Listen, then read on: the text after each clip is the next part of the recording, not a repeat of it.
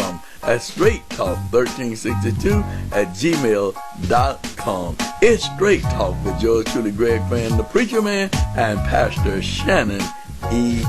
Jones. Aaron Lackey, pastor of Temple of Prayer Family Worship Cathedral in Fairburn, Georgia. Every week I listen to Greg Fann, the Preacher Man, and Pastor Shanan E. Jones. Yes, that's Straight Talk. Why don't you join us? You are now tuned in to Straight Talk Live with Greg Fann, where you are invited to have open discussions of topics ranging from social, political, economics, religious, or just open dialogue. So now, let's get to talking with Greg Fann. All right, let's get to talking with yours truly, Greg Fann, the Preacher Man. Hey, listen, we got an exciting program for you today. As always, we have with us our special guest today, Guest-Verdella Turner. She's the president of the Georgia Federation of Teachers / AFT. And she's going to be talking to us about what's going on with the school system, what's going on with the teachers, the children, and the parents, and our community, and how what's going on is affecting all of us. She's been in education for years, and she's going to be talking to us from her professional opinion. Now, and we're going to be throwing people in the trash can. You got Shanan. Shanan going to be throwing folks in the trash can left and right, because that's what Shanan do. Shanan, where that Shanan Jones at? Shanan E. Jones, where are you? Oh, there you are. Hey, Bishop, how you doing? Shanan, I'm doing great. How you doing today, man? Man, I'm as happy as Melania Trump every time Trump gets on a plane and flies away from her city. Oh, Jesus. Too much information. Too much information. Listen, how your week been going, man? I know you had a great Labor Day. It was a wonderful Labor Day. It was a Labor Day of labor because I was doing honeydew stuff. So I kept telling my wife, this is supposed to be the day where we're supposed to rest and relax, not having it. She gave me stuff to do all day long. I was too tired to eat barbecue. Now, really? You know, as big as I am, if I'm too tired to eat barbecue, she had me laboring. Well, I labored myself, but it's called Labor Day. It's not a day for you to sit down and rest and eat barbecue. See, that's all y'all want to do every holiday, eat some barbecue. Go to work. You know, the Asians, wait a minute, the Asians have their store open on Labor Day and y'all going and spending money, but they making money. And then black folks talking about, I got to be off for the holiday. I got to be off. I can't work on Labor Day. But Labor Day is a day to work. Do some work. Did you do what day do we get off? What day do we get off? I mean, King Day, you want me to work? Labor Day, you want me to work? What day do I, Christmas, I'm wrapping gifts and moving stuff. What day is my day to rest? What day is that?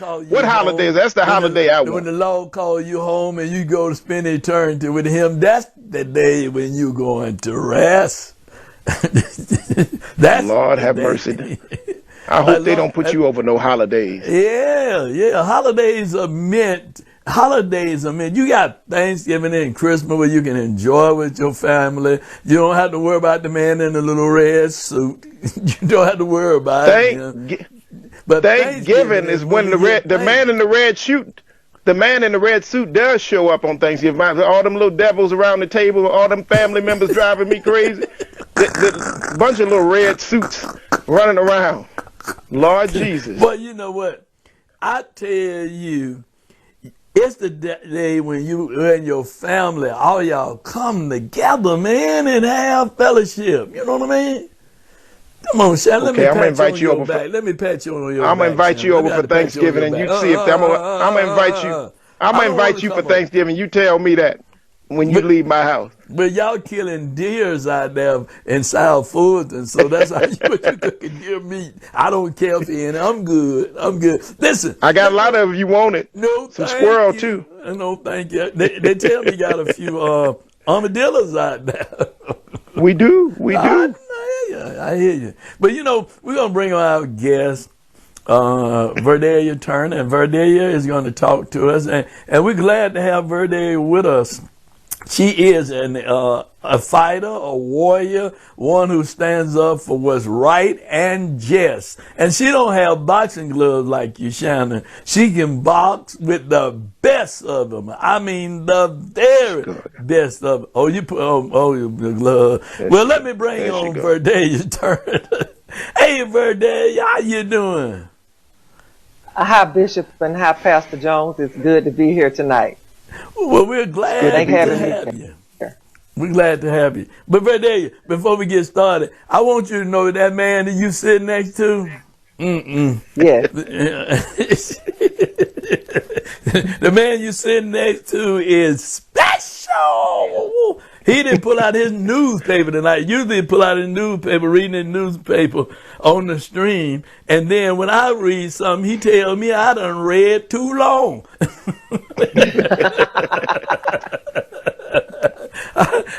So, Guest-Verdella, we're glad to have you. And we want to talk to you about what's going on. You know, you've been in education for years. I won't say how many years because you still look good. You still like you did when you first started teaching. So, so tell us your perspective about what you see that's going on, you know, with all Mrs. DeVos saying that they're not going to waiver Georgia for the standard test. So, I mean, how the kids and the parents are going to be successful during this time, as you see it, as an educator and a labor leader? Well, thank you for the question. Parents and students will remain engaged by virtual learning, and in some cases, we have a few kids who are actually in the classroom. There are online classes, materials that we are also offering teachers. School districts a good job for the most part, and some of the media is doing a good job. I know that public television, look at what they're doing also. Our organization, the AE and the National Education Association, are providing resources for parents. And, you know, COVID-19 is actually a reset, and it goes the importance of the school, and especially the school as a community hub. In regards to testing, the teachers, I think that we're just absolutely delighted that the public will begin to pay attention to the fact that tests are not the beginning and the end all. Standardized tests, the way they set, you know, we can go back to No Child Left a Dime or No Child Left Behind. We actually see that what was being taught and what was being learned is not necessarily lined up with the test. Many of these tests are biased. They don't measure what children learn or either what they know. Many are culturally biased. This is the Stanford test and the IQ test, etc. really does not even measure IQ. So many young men and women a college material, vocational material, or they can learn intelligent without being restricted or put in a straight standardized test. So we hope that we look at COVID-19, many of us, as a blessing, and that we can get back to what education is supposed to be about. One of our governors, I think the governor, no, it was the mayor of New York, during the beginning of this pandemic, talked about that schools are not babysitters, and indeed they are not babysitters. And we fear that so many parents have left parenting up to the schools and have not partnered with schools, and affluent all the way to people who are not as raising children. We know starts at home. The school is important to all of our lives and to our children's lives, but this is truly a part. And as COVID-19 goes on, we hope to strengthen that partnership by providing resources and strengthening our relationship with parents and community at large. Okay. So let me just shift back to Shanan E. Jones. He has a question. He's chomping at the bits. Yeah, I thank you very much, Guest-Verdella. It's an honor to be on with you. And you raise a very interesting point. In fact, a lot of community folks do not know that you don't have to be a parent to be involved in the parent-teacher associations. What can we do to get more community involvement in our schools? What are some of the things that the Georgia Federation is calling for? Some things that we can talk to our constituents, talk to our members about, and other community leaders about. What is the motivating factor beyond just the obvious of being in the system that is shaping our future? But what are some of the things that we can do to get more community participation in schools? Mm-hmm. Well, that we have to bring more awareness. All of those organizations are already in place. Homeowners associations, PTAs, local NAACPs, churches, girls and boys clubs, grandma and daddies, just learning right there in the home, the centers. Every organization and all of the support systems that we just know of that are in place, we should involve them, engage them. There is no set place for learning. We know school itself is just to be a formal way of learning, according to state agenda, etc. But about 50% of what children learn is from outside of classrooms.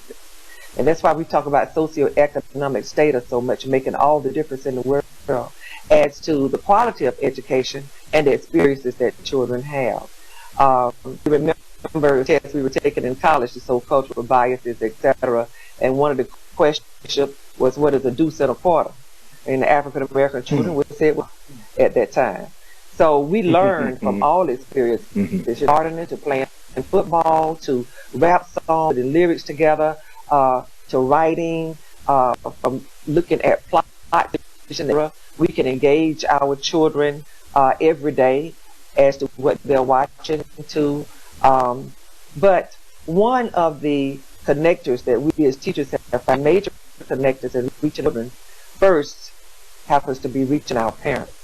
When we help parents educate children with tools and resources, and also write down how to bake a cake, how to make whole cake bread, and how to sew. You can learn mathematics even in sewing and cutting and measuring, etc. Those are simple things. Those are life engage our children in. That's actually germane to transfer learning for any of a child. But the parents are so key. Community schools, churches, girls and boys clubs, etc.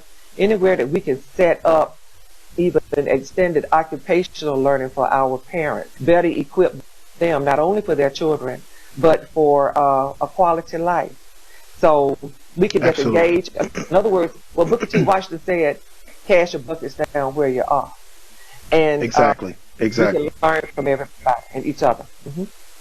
Absolutely. In fact, I commend what you're saying. I was told that I was not college material. And I got a chance to, as the executive pastor of Historic Ebenezer Baptist Church, ordained in that church, I got a chance to see the counselor that uttered those words to me when she came to a family dedication. And I had to hold up the baby for her family, and dedicate that child into the Christian household of faith. And it was in that moment that I just looked and said, perhaps if I had bought into that, if the test scores that she was reading truly told my story, then I would not have been able to go to college and to excel in the way that myself and so many others did. And what really liberated me was reading the Brazilian educator Paulo Freire's Pedagogy of the Oppressed, and in his book, where he talks about the kind of banking educational system, that rigid educational system that does not take into consideration the totality of what Benjamin E. Mays would call that Renaissance education that one could receive. It's not just the rigidity of that classroom, but the world is your classroom, the community is your classroom, and there are many teachers who can pour into you. And that liberated me because for so long I really did think that I was not college material. So I thank you. Well, I think, and I'm glad you made those comments, rich comments and great observations. What we have a tendency to do is to stifle children, to the African American children, in classrooms many times. Classrooms aren't necessarily for children to be engaged or to learn. And when the state comes down with mandates, I think we are dumbing down America. And, many times we are teaching our children to be actually illiterate with life skills. From gardening to mowing the lawn to singing church hymns to learning discipline in church and in the community, grocery store shopping, etc. All of those life skills are teaching moments. We must realize that our children, especially in these packed classrooms, and necessarily not having teachers who are ready even themselves to understand the financial markets, understand how to transfer information so that children can comprehend and analyze and use their talents to be innovative, lifelong world learners. We are forgetting that, and especially forgetting it because of what's being mandated by the state. When Bishop and I came along, and I think Bishop, because you're from Atlanta, all three of us actually are from Atlanta, and that's a rarity. We had the best teachers in our classrooms before integration, I have to say. There was a time when African Americans, the best in African graduate schools, went either into teaching, the ministry, or as my mama could say, they were undertaker or they were black doctor. So now there's so many choices. We're losing our. So we have to get back to basics. I'm just really delighted when I see many children, especially in high schools. I taught at Sarah High School, who would count out just because of the conduct and not understand the community where the child has come from. The many skills that these teenagers have that are useful in life. But I don't want to forget this. We were talking about being college ready a few minutes ago. Dr. Robert Brisbane was one of my instructors over House College in political science, and he had the privilege of teaching Martin Luther King Jr. And he was telling us that Dr. King was not an outstanding student. In fact, he was a C student, average student. And so just the that parents in the community and the church had not invested in a Dr. King, like of us, where would we be? Oh, I wanted to step in and I wanted to change the conversation just a little bit, because you have been involved in a lot of political campaigns dealing with people who were supposedly supporting education and our community in terms of the black community. And you've been a stellar fighter against those people who do not stand up for our community. And I heard you, Shanan, when you talked about the community and you asked her the question. But the community is more than, as you just said, Verdella, in the classroom. They don't teach civics anymore. Our young people don't know civics. They don't understand those things. But you have been one who has advocated for justice against injustice in education and out of education. So let's talk a little bit about your stance and your position that was many times unfavorable by the masses, that people say, well, don't Verdella go somewhere and sit down and stop talking. Stop being like Greg Fann. Stop talking. Sit down somewhere. So let's talk about some of those stands that you've taken that were not popular in the political realm. Okay.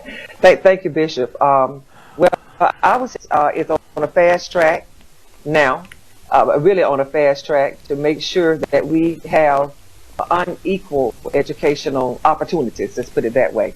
And this almost many years ago, and the boss has brought new meaning to it. We're actually taking tax dollars and funding education for those who already have access to quality education.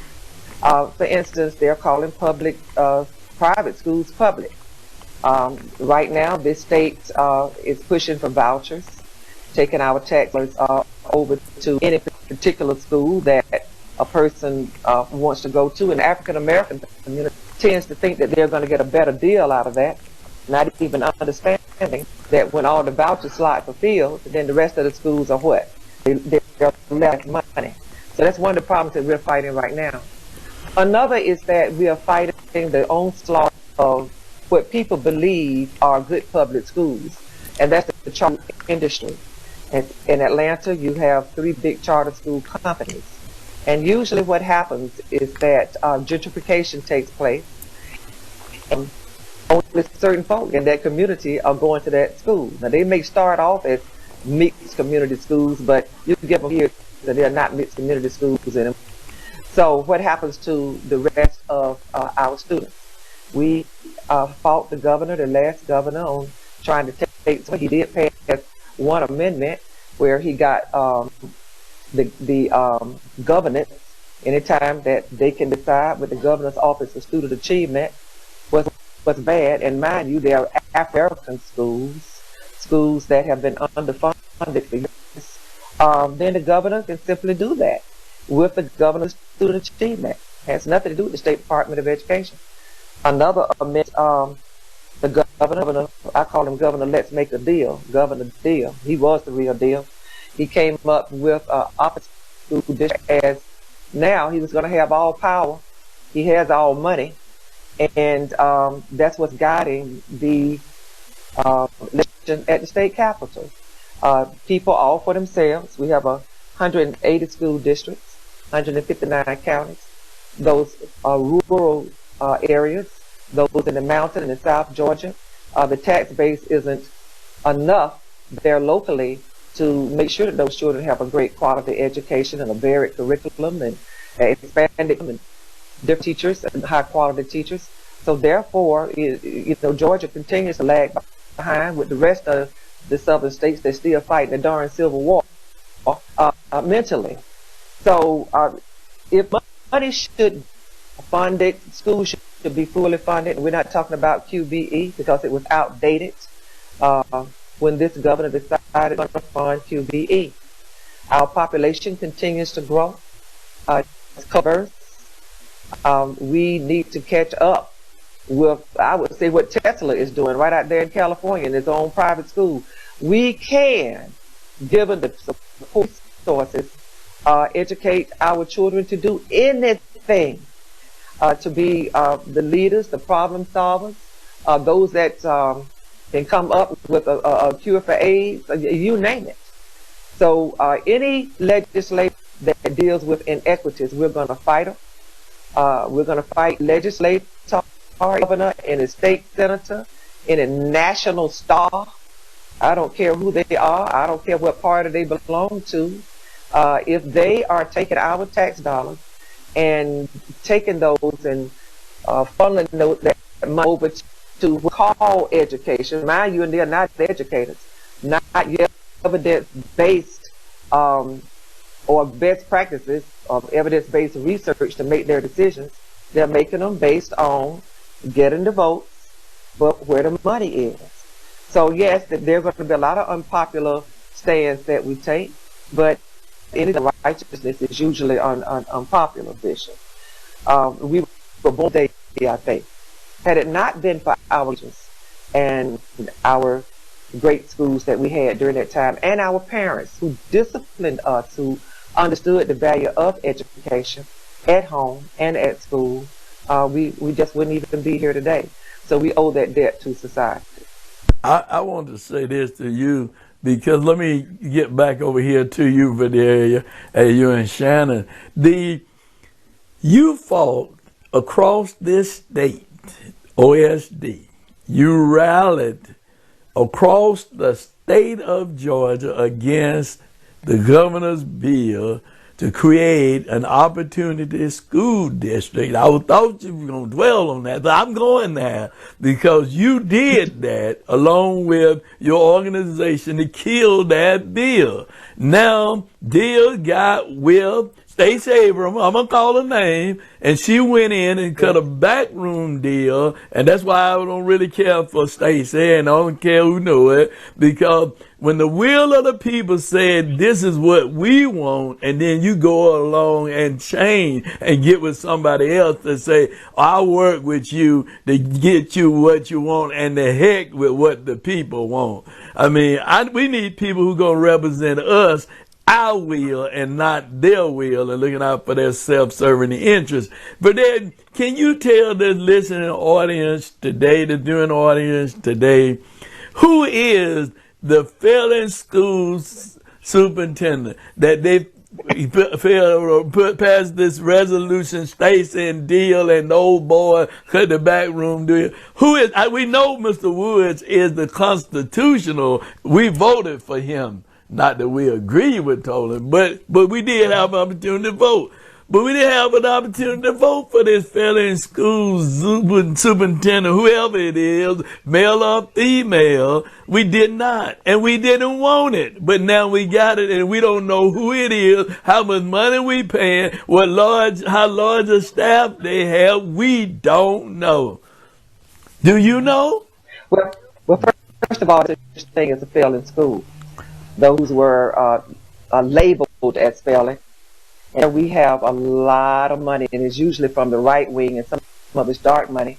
People who are interested in contracts and tax dollars, they come up with marketing terms, and they call them failing schools. They call them different things. We saw down in Louisiana when Governor Jindal came here. You know, he ran for president some years back, and I saw Stacey Abrams go with about 4 other people, including Governor Deal, down to New Orleans, where that district was taken advantage of, and the union was crushed, and etc. In the name of Katrina, and was not rebuilt. They had about 27 different companies running schools and storefronts, and until the charter school industry comes in. We asked Leader Abrams 5 times. I saved the letters. What was her opinion? And she told us that she didn't have one. We told her back that you are an attorney and you're a leader, you must have an opinion. But she said she did not have one. Now, Stacey did not vote for the First Amendment, and that amendment, money, where the governor comes in and says, okay, we're going to take this money and we're going to put the money where we want, with schools we want to have the money and establish down schools. Stacey didn't amendment, but what Stacey did was open the vote back up. And she was leader of the legislators at that particular time, the Democrats. And we saw people like Alicia Thomas Morgan lead the pack right on out, Sheila Jones and all. We saw the unions there. Sheila not to vote for that thing. And I remember saying it's going to be a failure, just like Cordelia Turner and those unions are, if you don't follow me. The machinist had asked Sheila not to do that. Stacey was the leader, and in fact, that vote defeated. And after she went in with the governor, and by the way, after state contracts she got out of that, we do know that she got some state contracts. She opened the vote back up. Then, when Opportunity School District came about, we asked Leader Abrams to help us fight Goliath, and she never would use her platform, never did unite, never did do anything to help us with that. However, I think it was about 152, it could have been 156 counties, 159 said thumbs down. I mean, all across the board, political parties. We went everywhere, Bishop. I stayed and I saw Georgia. You remember that Slowly, Georgia? What happened is that Governor Deal came out several times in the paper saying that he would pass, and indeed it's exactly what he did. When Stacey Abrams had a half a page in the paper saying support the thing and dressed it up her legal talk, my national president asked me to go and talk to her. I did. And I took a staff person charge Johnson and Sister Rita Scott of CWA was there with me, and two of Stacy's aides, and we extended the olive branch 3 times. I told her, I'm an educator, you're an attorney, help you with education. Her words to me, and Charles wrote it in a report to the national president. Words were, I don't need you, I can't win with you, I got people in high places of the AFT. And we were dismissed from it.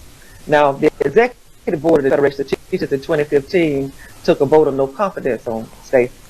And there were veterans already at the State House that were warning us about this new leader, but we didn't pay it attention before with education. But we saw Stacey grieve us on the Hope Scholarship. We saw Stacey Abrams make sure that voter oppression, and I'm going to say it again, voter oppression occurred. We had 45 early voters, 21, with Stacey Abrams' help. We saw gerrymandering going on, the Democrat against Democrat, and some of those really had opinions that Stacey, but they did not know how ambitious Stacey Abrams actually is. Now, I'm not trying to get Stacey Abrams has elevated herself to get the black vote, the woman vote, and any other vote, but the world doesn't know. See, once things start to be commercialized, that's why we believe President Trump, because they're listening to what they want to listen to. They're looking at what they want to look at. They're believing what they want to believe. And the same thing with African Americans. You know, many of us are listening to MSE, and Stacey is, you know, especially African American women. So we've had problems with her in education. She passed no major bills, and we cannot support her. Now, gubernatorial race took place. Stacey Evans was running. He had grieved us because she voted for that amendment. But after going to all our executive boards and listening, she got before all the press, said she made a mistake. You know, we have to do that when we come to Christ. We made a mistake, forgive me. And so we respected her. We respected the platform she put together. And that's the reason why we endorsed her for governor. But we stayed out of the gubernatorial race. Now, we're not in the business to go get folks signed up to vote. You know, there's a lot of that. Good vote. That is our weapon. But so many people are, and they still don't sign up. And in our opinion, you know, they don't vote. It's because there are not a lot of credible people who are out there really telling the truth for unselfish reasons. Let's put it that way. So thank you for asking me that, Bishop. Sure. I wanted to get that out because you do a great work, and you have. And many times people dog you because of what you do. But God has given you this work to do.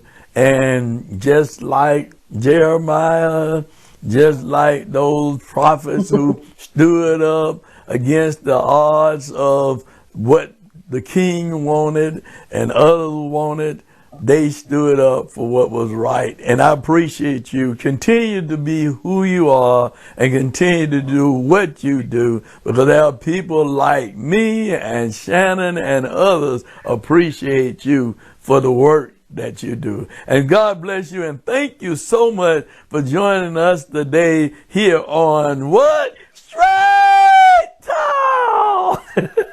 Thank you. My pleasure. But then one other thing before you go. One other thing before you go. You know, Shanan has a segment called Throw 'em in the Trash Can. Throw 'em in the trash can. Do you have anybody you want to throw in the trash can? Well, I would throw in Betsy DeVos. She would be the first one right now, yes. And let's put her in the trash. But can I with this, Bishop? Yes. Woo! Vote, vote, vote. Thank you for that. God bless you. Now, thanks for joining us. Too. It was Straight Talk. Thank you. All right. Wait, let me get Shanan back in here. Shanan and I, before we go to commercial break. Shanan, where you at? Where are you, Shanan? You know that's Shanan. Oh, there he is, right there, birthday. There he is. Let me see, can I get him? There he is. Hey, I tell you, I think she put DeVos in there, but she put a few people right next to the trash. I don't know if she gonna throw them in there, but they pretty close. They might be headed to the landfill. Look like I think she swept them up there in the dustpan for doggone sure. Well, Shannon, let's go to commercial break, and we'll be back with your segment. Okay. Put them in the trash can, Shanan E. Jones. We are AFIA Environmental Group. My name is Yolanda Pickerstock, and I am an owner of AFIA Environmental Group. We are here at Liberty International Church disinfecting for the COVID-19 virus. This disinfectant is a powerful disinfectant for the virus. However, it is safe for human consumption.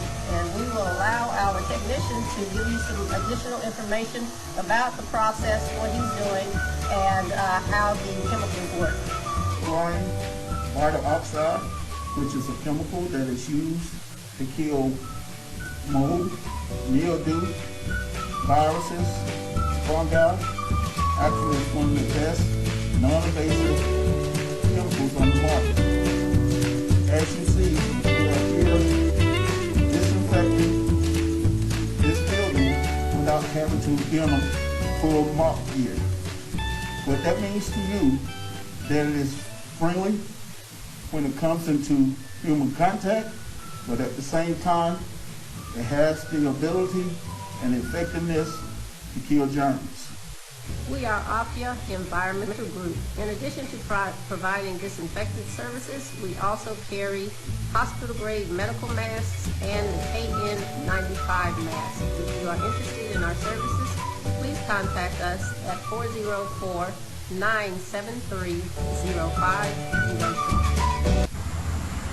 Hi, and I'm on Straight Talk with Greg Fann, the Preacher Man, one of the greatest pastors in the communities that really care about our communities. We need more pastors like you who are on the ground working, and I appreciate your community spirit. Hey, don't you dare touch that dial. We're coming back with more Straight Talk and Pastor Shanan E. Jones throwing them in the trash can. Lord have mercy. Shanan, where are you? That Shanan get lost so much. Oh, there you are, Shanan. There you are. I was lost, but now I'm found. I was blind, but now I see. But Dad was good, wasn't she? Was she good? Oh, she was excellent. She was excellent, man. I loved it. I love what she said about this oligarchy, this political class created by Stacey Abrams, that we're going to have to deal with in coming elections. Well, Shanan, you know, when we talk about kings and kingmakers, we got to look at the individuals that's looking out for the least of them, the greater good of the community, and not just themselves, furthering their own career for self-grandizement. It's all about them, and it's not about us. When people are elected, under this premise that they're going in it to work for the greater good of the community and of the people, right? Government of the people, by the people, for the people. But when people get in there, somehow or another they forget what they were elected to do and what they started off talking about they wanted to do. They put that behind them and start getting starstruck, wanting to be before the camera, wanting to say things to make people think that they for the people, but then let the work I do speak for me. Look at their work and not what they're saying, because what they're doing is actually what they are saying. So Shanan, absolutely, I want to say this to you and say this to our viewers. You said you once was lost, but now you're found. blind, but now you see, because the scales have fallen from your eyes, and Exactly. you're seeing clearly what's really going on, and not caught up in the rhetoric. People Absolutely. saying what you want to hear and doing what they want to do for themselves and not for the greater good of mankind. Yeah. And I'm glad that she pointed out, I'm glad she took the Straight Talk community into the room to hear that Stacey Abrams told the Georgia Federation of Teachers that she did not need them.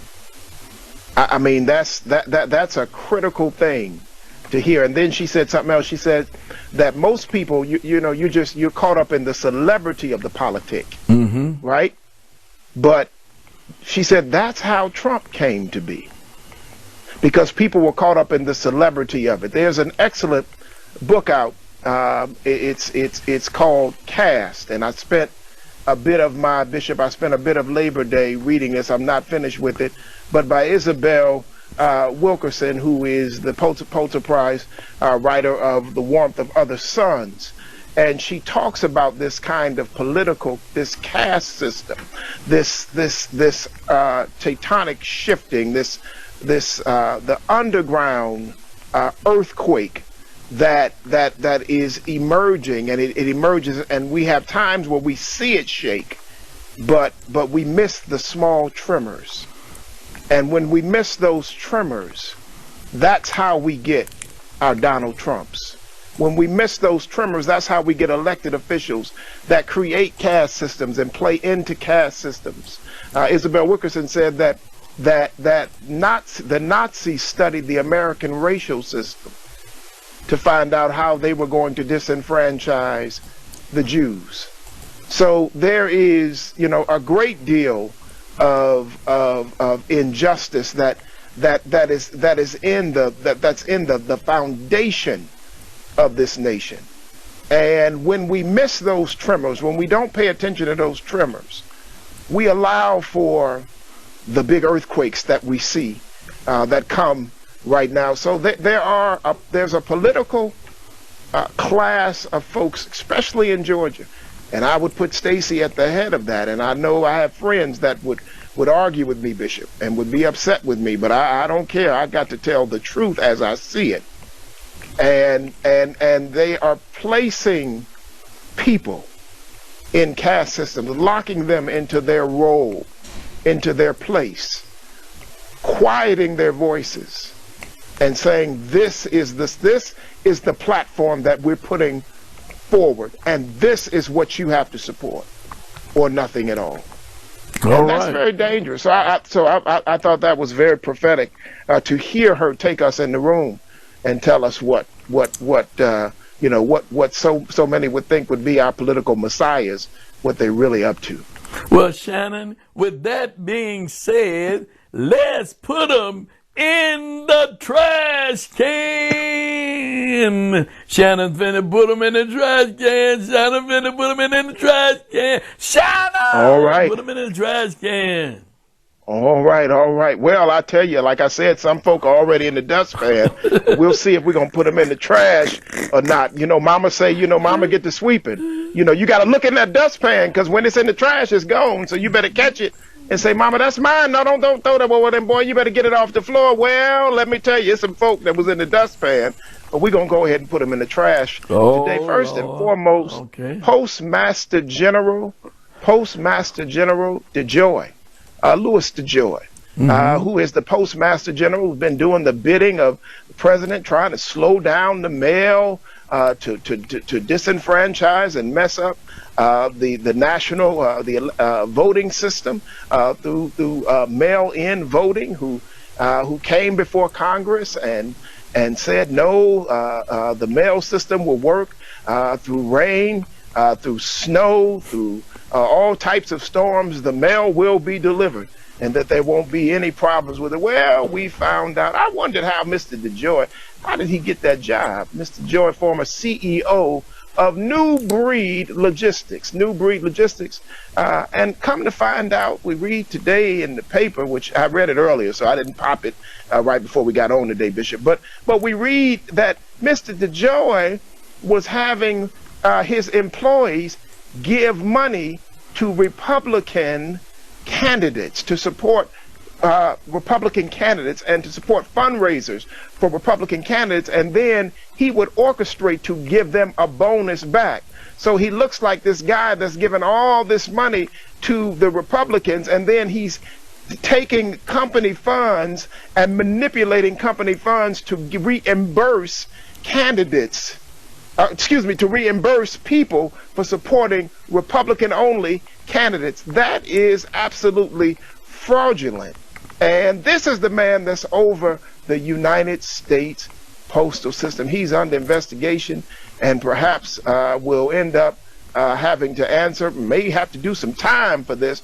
But before he has to do time, it's time to put him in the trash. Well, I'm going to go ahead and... Before we put him in the trash can, you know the man who we keep putting in the trash can, get out to the landfill, they dump him, and he comes back. That man probably going to pardon him. Everyone else who do wrong and his watch, they get pardoned. This man done pardoned more folks than any president in the history. My goodness. And they all are his supporters. So you want to put him where? Absolutely. I'm putting him in the trash, Bishop. In the trash. Put him in there. I'm going to lift you up. Put him in the trash. Put him in the trash. All right. It's our duty to put him in the trash. Woo, that trash is already starting to stink. Goodness gracious. All right. I got somebody else. It's all federal today. It's all federal. We already put some state folk in the dustpan. Well, you know what about this is all federal. The trash. Verdella put President votes. She's federal. Oh, the votes, is she already in the trash? She in the trash. Absolutely. She in the trash. I just got to do this. Put her in there.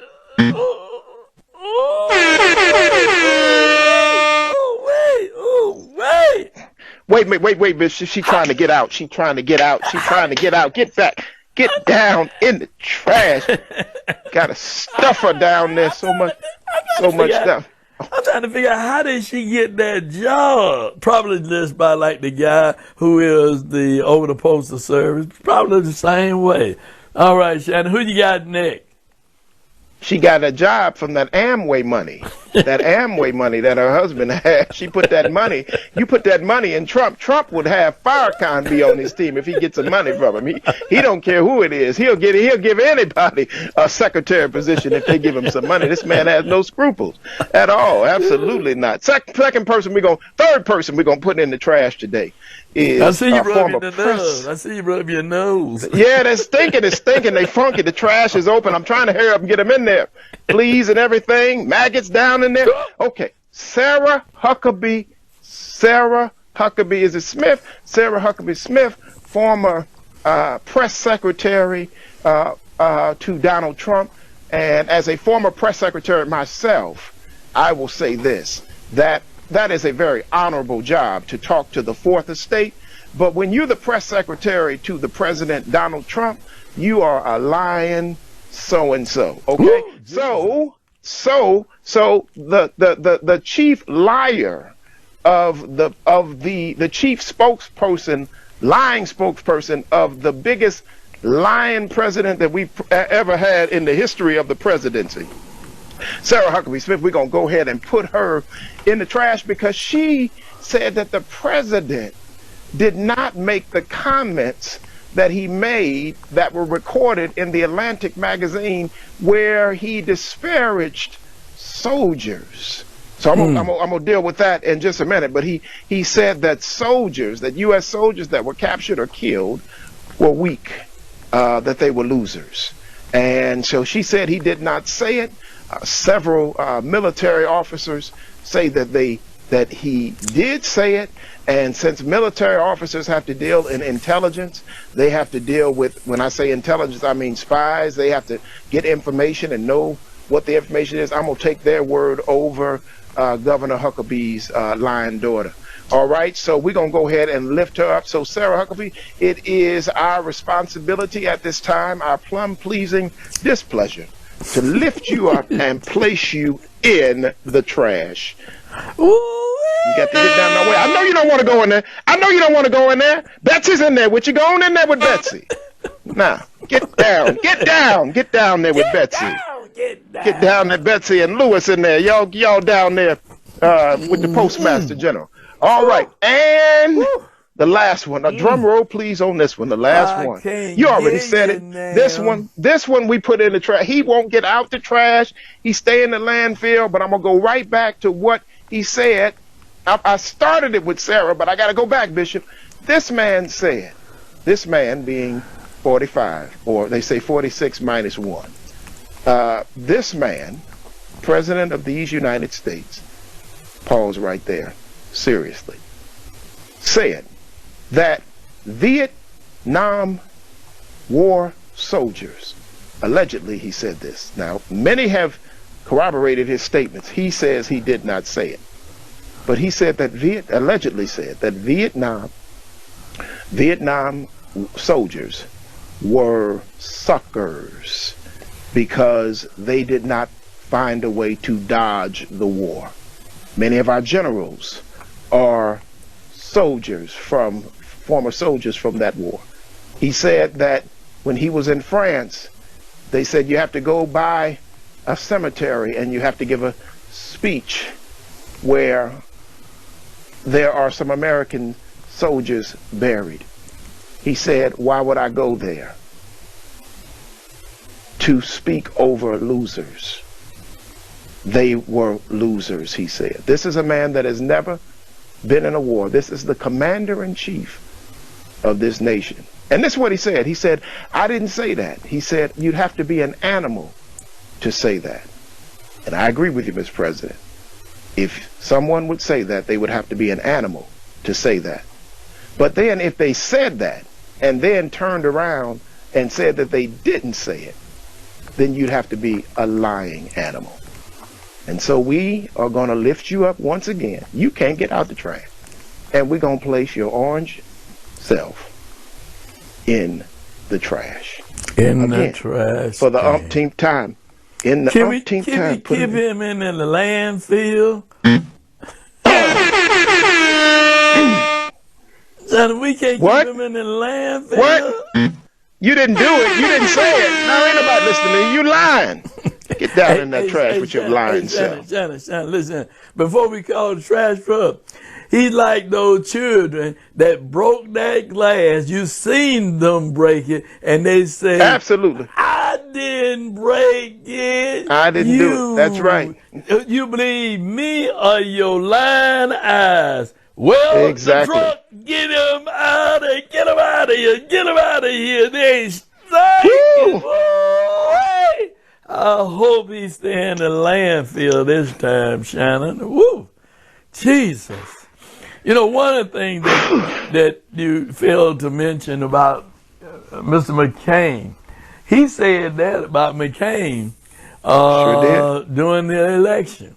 So called him a loser. If he said that during that time, what would make me believe that he didn't say it now?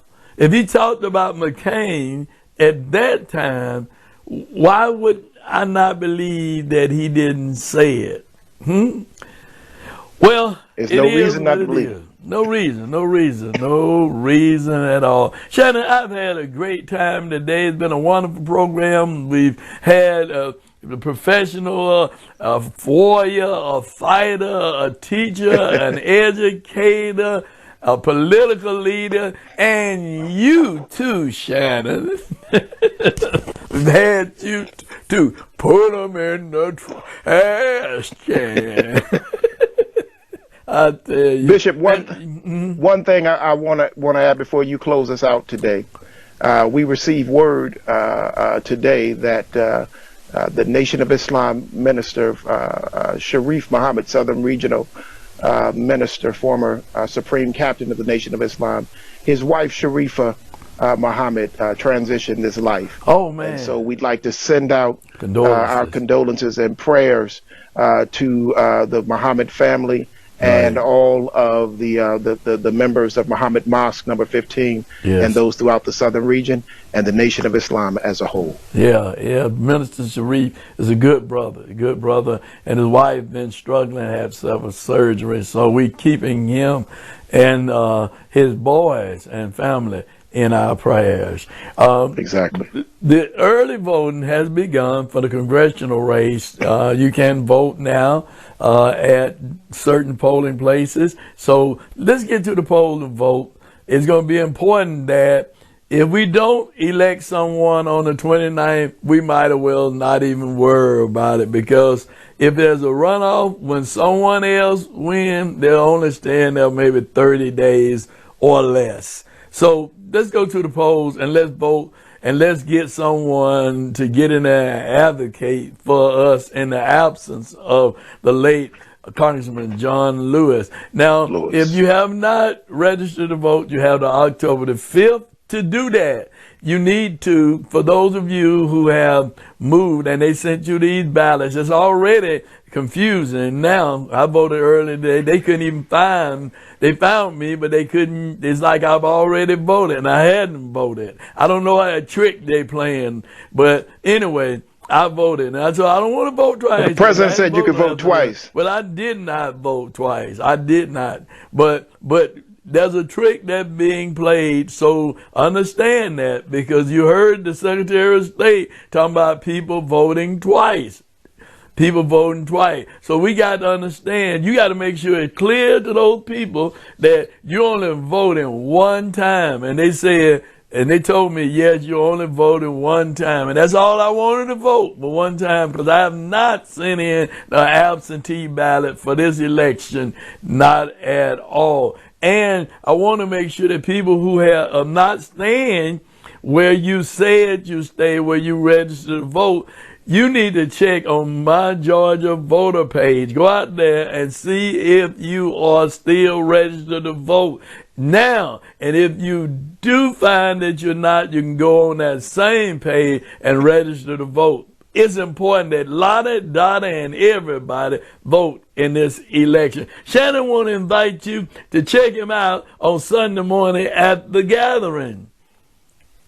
Join us every Sunday at 11 o'clock on Facebook Live. You can go to Shanan E. Jones on Facebook Live, or you can go to The Gathering on Facebook Live and join us at 11 o'clock.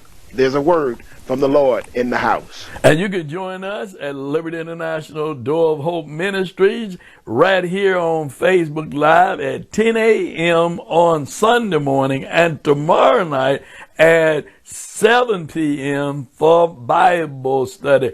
Won't you be a part of the Word of God, because we're standing in the last and evil days. God bless you, and may heaven smile upon you. And Shanan, put them gloves down. Always. I'm about to get a 9 o'clock service. You get on at 10. You done took all my members by the time I get at 11. That's what's going on with I keep looking at my numbers. They watching you at 10 and joining your church. I'm going to start me a 9 o'clock service. Well, you can start at 8:45 if you want. I don't care. Bless you. Until next week, don't you dare not miss what? Straight Talk. And share it with your Facebook friend. With yours truly, Greg Fann, the Preacher Man, and Shanan E. Jones.